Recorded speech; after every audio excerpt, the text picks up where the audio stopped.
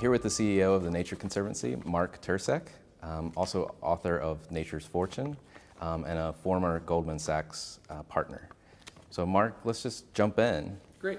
How does the Nature Conservancy distinguish itself from retail environmentalism? Well, TNC, I think a couple of things make us a little bit special. We have a lot of respect for all of our peers in the environmental movement. There's room for everybody. But what makes us different and distinct, one, we're very big.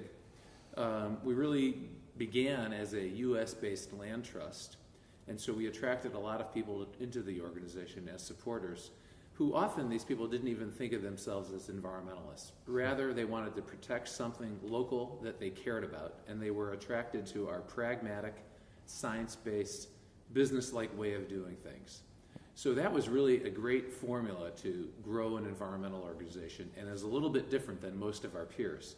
And so as a result of that, we've become by far the biggest global environmental nonprofit. We have an operating budget of $600 million a year, almost 4,000 people on our staff, some of 600 of whom are scientists.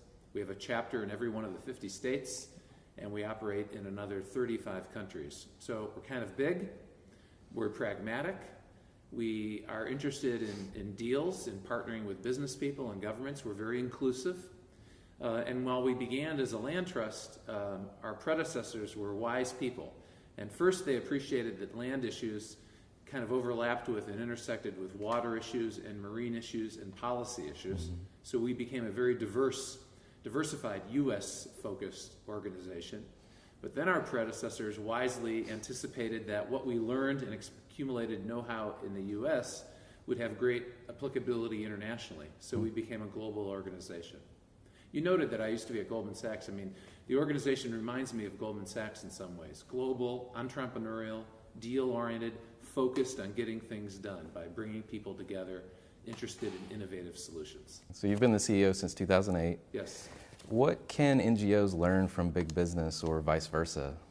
I'm glad you say vice versa, because I think the learning can flow both ways.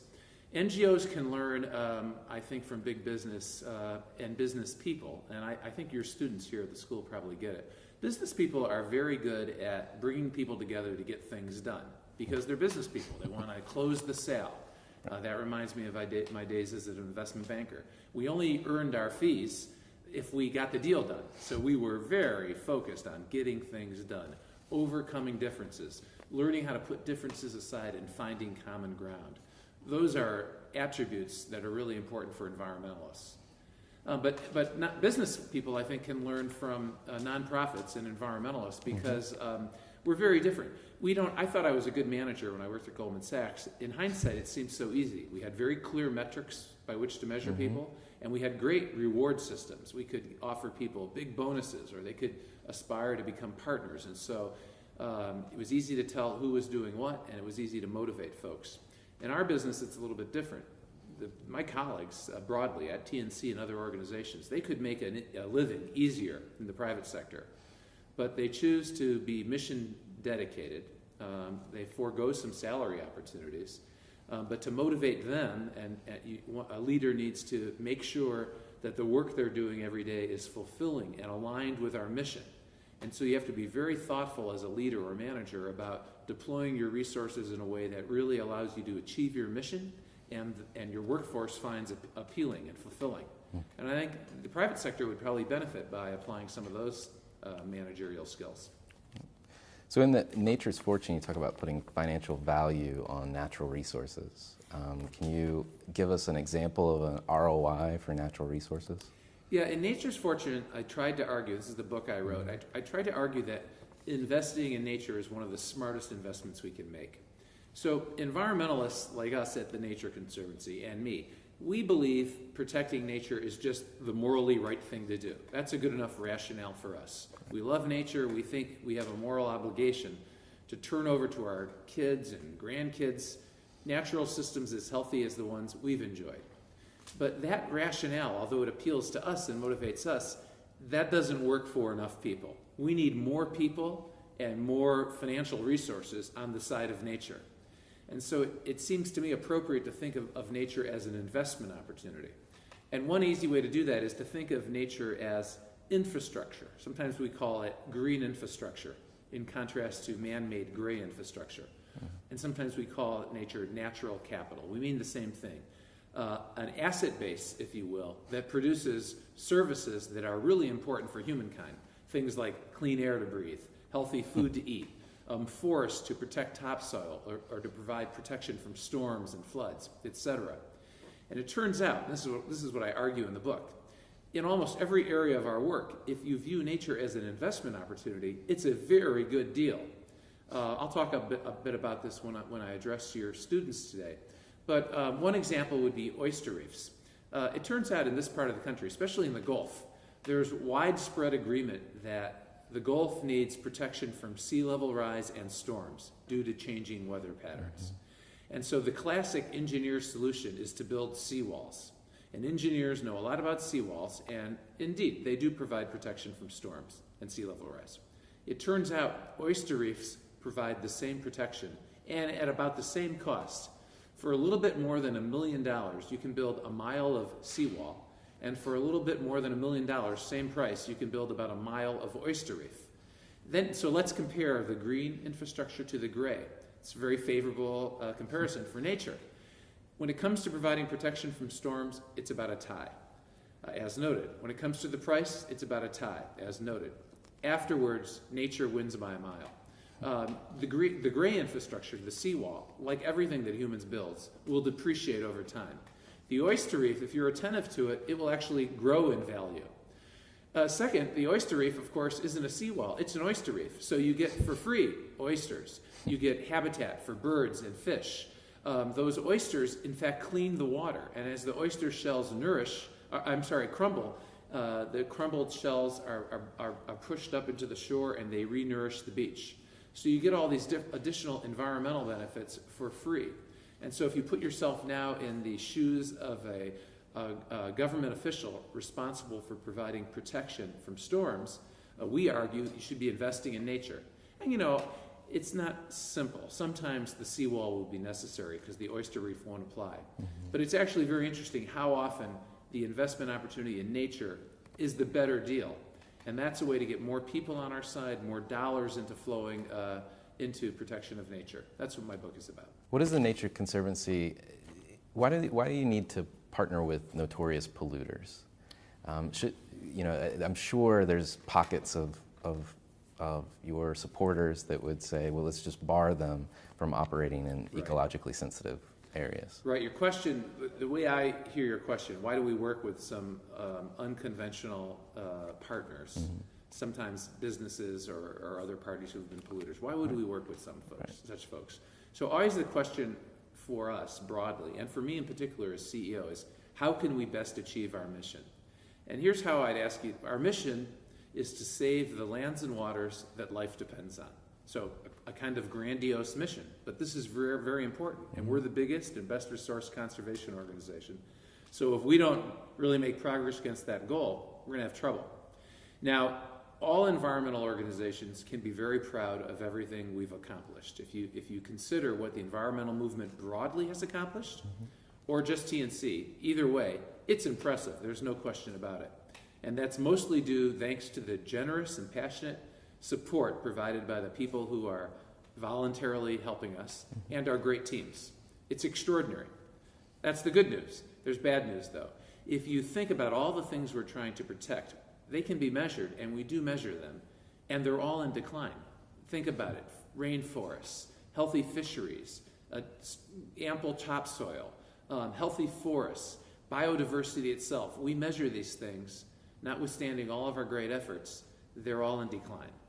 Or if you think about something we'd like to have less of, like greenhouse gas emissions that cause climate change, we're working very hard, but we continue to have record highs set.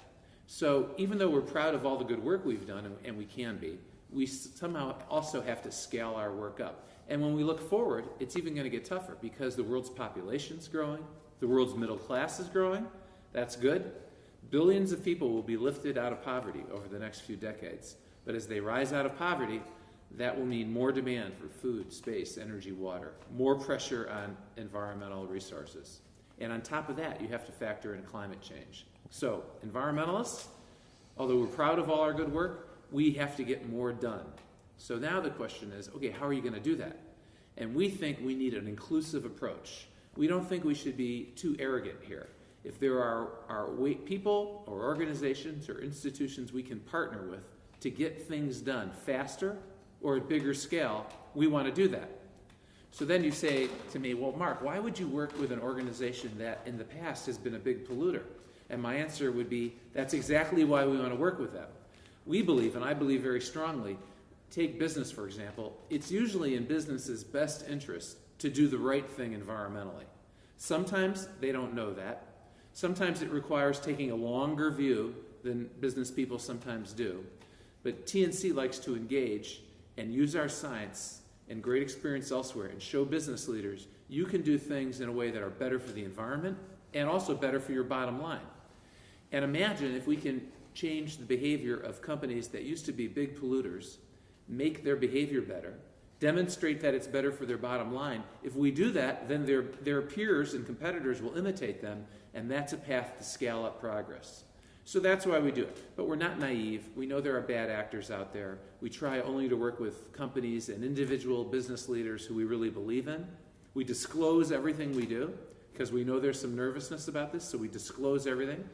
If we make some mistakes, and we may, a lot of this work hasn't been done before, we'll say, sorry for the mistake, we're going to learn from this and do better. So, you have to be a little bit humble about it.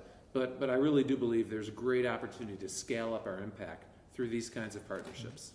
Sounds like judo environmentalism. Yeah, I think that's a good way to put it. Judo, it's being adaptable, it's being open-minded, it's being not afraid of taking some risk. If you make a mistake, learn from it and change direction. And, again, businesses do this all the time. Why shouldn't that make sense in the nonprofit or environmental space? Right.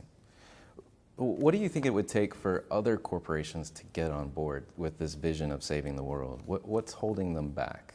Well, first, I think it's going pretty well. More and more business leaders understand for a variety of reasons they've got to try hard to do the right thing. First, most businesses, if you think about it, if we're right about our own environmental forecasts, whereas in which these issues are going to become bigger and bigger challenges, that's going to impact business too. So most businesses know they have to deal with this.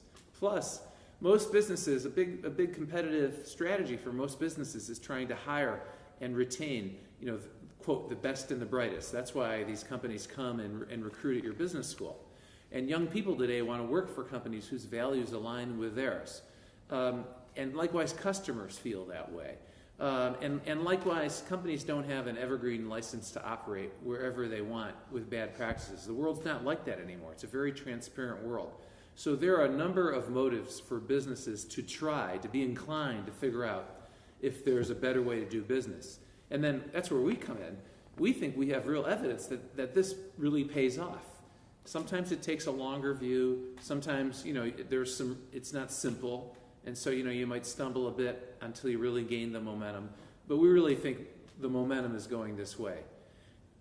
Other people say, well, what about the bad guys out there, the laggards, the businesses with bad practices?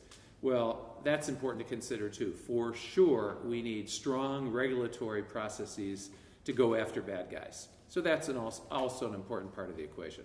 So let's switch gears a little bit towards leadership. You're here for talk on leadership and other topics. What prepared you, being a Goldman Sachs partner, what prepared you for this role? Well, I feel very fortunate to have been able to make the transition from being a banker on Wall Street to leading the Nature Conservancy. It's a great honor, of course, and I'm determined to do my very best. It's a great responsibility and honor. I do think, though, that people with backgrounds in the business sector have an opportunity also to engage effectively in the nonprofit world, whether in the environmental sector in general, or at TNC, or with other nonprofits. In my case, back in my Wall Street days, I was encouraged by the firm's leadership to get involved in the nonprofit sector. And I served on a number of boards. Some of them were very small, but you can learn a lot through that kind of engagement in the nonprofit world. And I think that helped my transition. And then what we need in the nonprofit space are business skills are very handy. It's not the only thing we need. We need, at TNC, we've got a lot of scientists, we have long-term conservationists, we have fundraisers, we have all kinds of program people. those skills are essential. But what business people can bring to the mix is skill at collaboration, bringing people together to get things done. I think that's really important in today's complex and somewhat polarized world. We need people who focus on financial efficiency. We're nonprofits now. My organization, the Nature Conservancy, happens to be a rather big nonprofit. We're lucky. We have a lot of great supporters. But even if we're big, capital is still precious for us.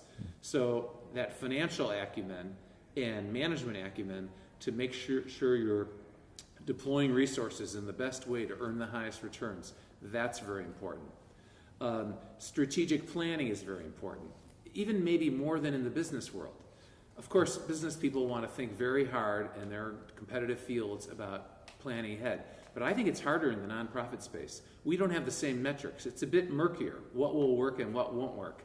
But that doesn't make it any less important. I think it makes it more important.